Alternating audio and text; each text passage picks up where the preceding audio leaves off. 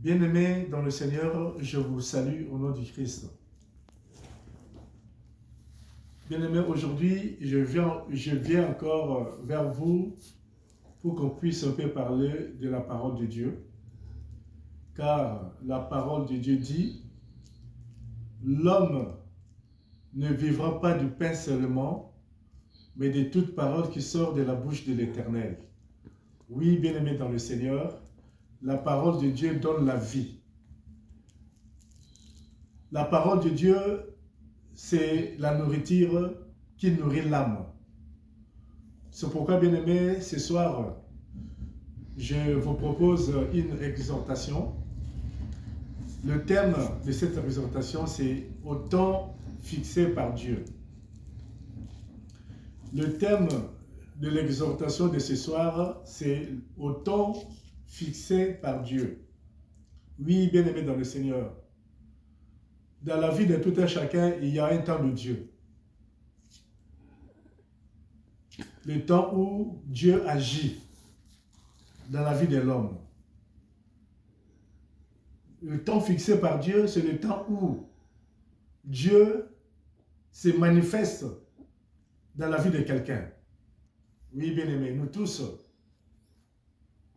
nous avons, Dieu a promis un temps pour nous où il devait se manifester. Dans l'exhortation de ce soir, bien-aimés, dans Genèse 21, du premier au deuxième verset, bien-aimés, on nous parle de l'histoire de Sarah. Sarah, la femme d'Abraham.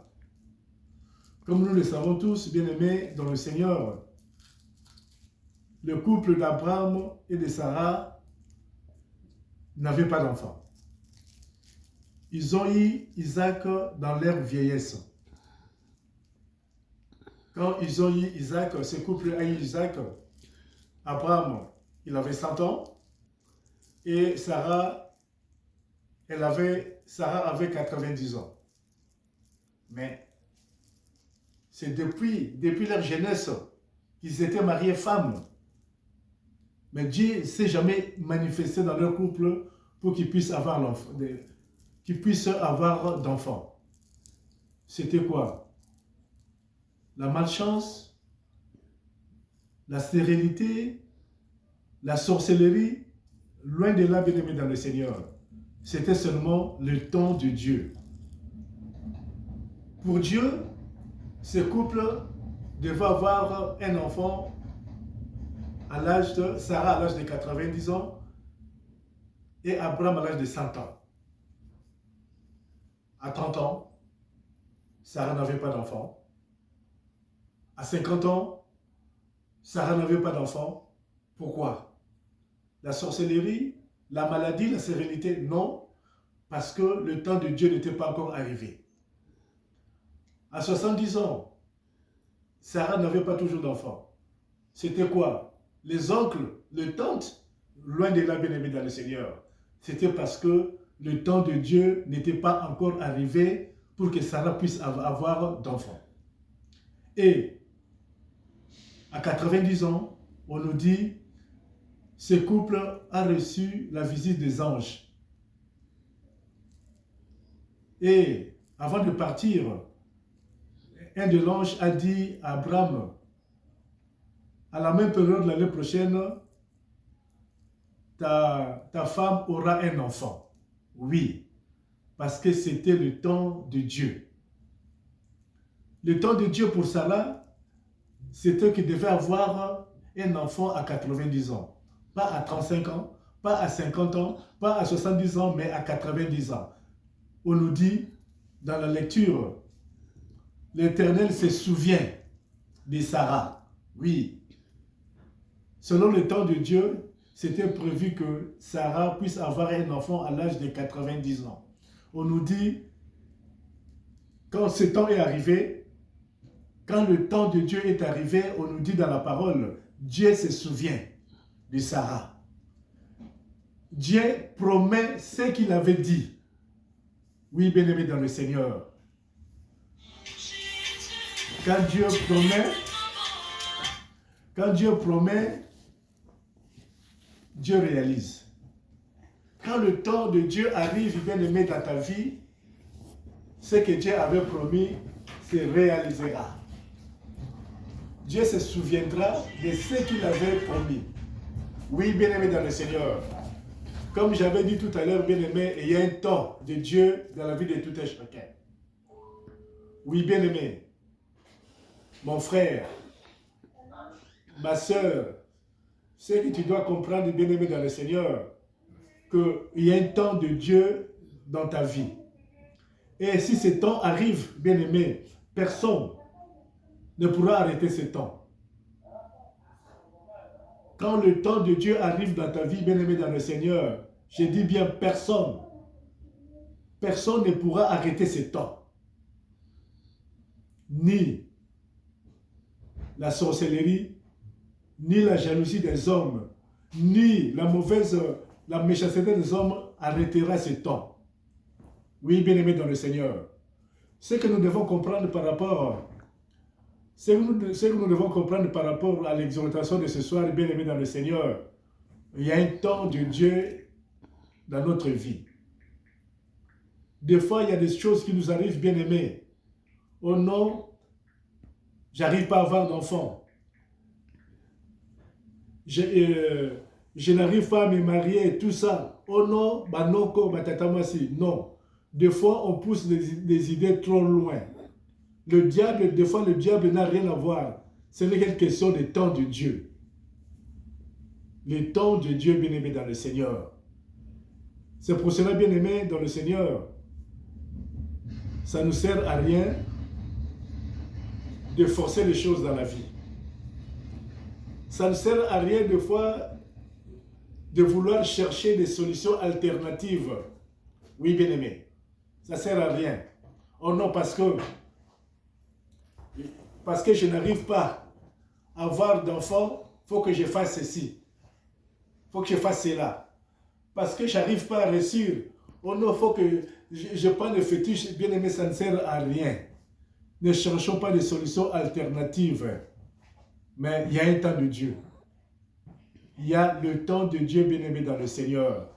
C'est pour cela, bien-aimé, laissons le temps de Dieu agir. Ne précipitons pas les choses. Ne forçons pas les choses dans la vie, bien-aimé, dans le Seigneur. Tout ce qui nous arrive dans la vie, ce n'est pas toujours la sorcellerie. Non. Tout ce qui nous arrive très souvent dans la vie, les Arabes à nos côtés, Batatama, si tu es bien aimé, il faudrait qu'on sache aussi qu'il y a le temps de Dieu. Si le temps de Dieu n'est pas encore arrivé dans ta vie, bien aimé, le temps que Dieu a promis pour toi, si ce n'est pas encore arrivé, tu peux forcer les choses. Rien ne se fera. Parce que dans la parole, il est écrit, si Dieu ne bâtit, celui qui bâtit, bâtit en vain. Oui, bien-aimé. Il faudrait laisser Dieu bâtir ta vie, au lieu de chercher à bâtir tout seul ta vie. Laissons agir Dieu dans nos vies. Laissons le temps de Dieu dans notre vie. Avant ce temps, tout ce que tu pourras faire, ça ne sert à rien parce qu'il n'y a pas la main de Dieu. Mais si ce temps arrive, bien-aimé, tu n'auras même pas besoin de forcer. Parce qu'on nous dit dans la parole de Dieu, quand Dieu bénit, il donne aussi la provision. Oui, bien-aimé dans le Seigneur, il y a le temps de Dieu.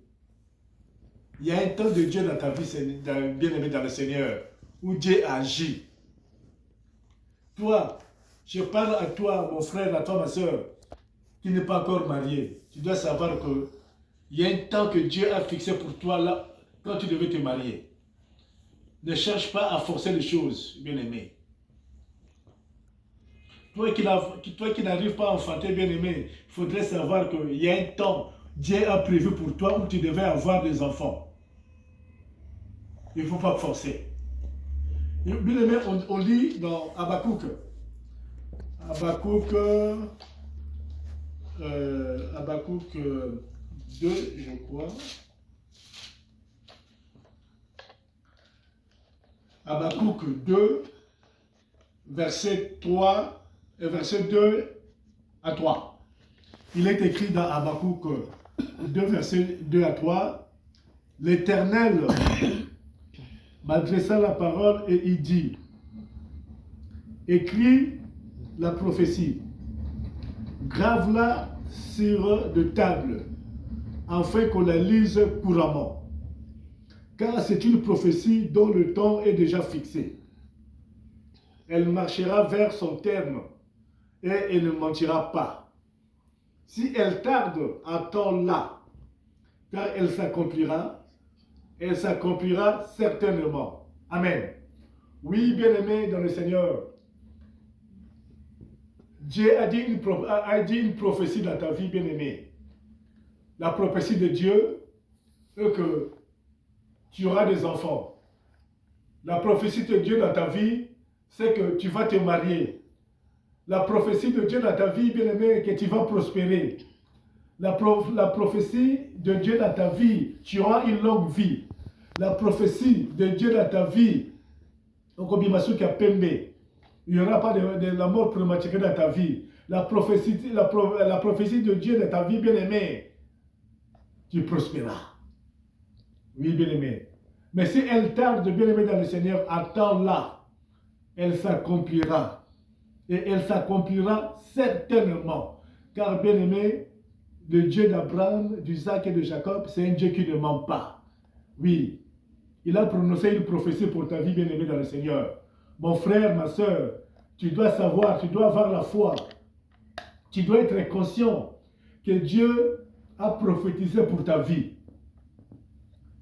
Dieu a prophétisé pour ta vie, oui, bien-aimé, que tu seras en bonne santé, que tu vivras dans la joie, que tu auras des enfants, que tu te marieras, que tu auras la longue vie, bien-aimé. Ça, c'est une prophétie que Dieu a prophétisée pour toi, pour ta vie. Mais si elle tarde, attends-la, elle s'accomplira. Elle s'accomplira certainement. Oui, bien-aimé dans le Seigneur. Voilà ce que je tenais à vous dire ce soir. Bien-aimé, il y a un temps fixé par Dieu. Pour ta vie, bien-aimé, il y a un temps que Dieu a fixé. Et si ce temps arrive, personne ne pourra arrêter ce que Dieu a promis dans ta vie. Si ce temps arrive, personne ne peut faire de barrières dans ta vie. Ni la sorcellerie, ni la jalousie des hommes, ni la haine des hommes. Rien ne pourra empêcher la volonté de Dieu dans ta vie. Oui, bien-aimé, tu dois être conscient de ça. Tu dois avoir la foi. Tu dois croire que Dieu me connaît. Dieu a prophétisé pour ma vie. Et que cette prophétie s'accomplira certainement. On nous dit si elle tarde, attends-la. Et Dieu ne ment pas, bien-aimé dans le Seigneur. Voilà, bien-aimé, une exhortation de foi, une exhortation de joie, une exhortation que je voulais vous dire en ce jour, afin que vous sachiez que Dieu a prononcé, Dieu a fixé un temps pour ta vie, bien-aimé dans le Seigneur. Oui, le temps de Dieu. Le temps comme pour Sarah. Pour le temps de Dieu, Sarah ne devait pas avoir des enfants à 35 ans, à 40 ans, à 50 ans, mais c'était à 90 ans. À 90 ans, bien-aimé. Et à savoir aussi, bien-aimé, devant Dieu, il n'y a pas de retard. Il n'y a pas de retard, bien-aimé, dans le Seigneur. Retard par rapport à quoi? Retard par rapport à qui? Oui, bien-aimé, dans le Seigneur. Aie la foi. Il n'y a pas de retard dans la vie, bien-aimé. Attends le temps de Dieu, à croire à ce Dieu, dans la prière, dans la persévérance, bien-aimé dans le Seigneur, et le temps de Dieu s'accomplira. Au temps fixé par Dieu, tu verras la gloire de Dieu. Au temps fixé par Dieu, Dieu se manifestera puissamment dans ta vie. Bien-aimé, je vous remercie et que la paix de Dieu soit sur vous. Amen.